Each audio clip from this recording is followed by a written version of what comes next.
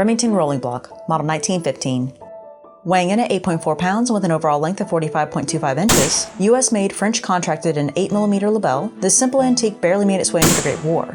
This handy but stout gun is thin stocked yet dense feeling, not quite what you expect from looks alone. To load up, there is no magazine, the sky's a single shot. Once a king of its class, by 1914 it was long since obsolete.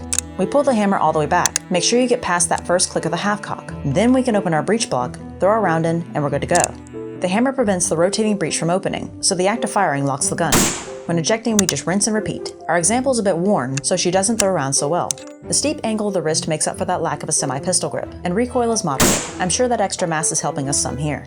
Overall, of course betting your life on one pop isn't appealing, but if you're looking to relax, the kinesthetic joy you get from handling this firearm is priceless.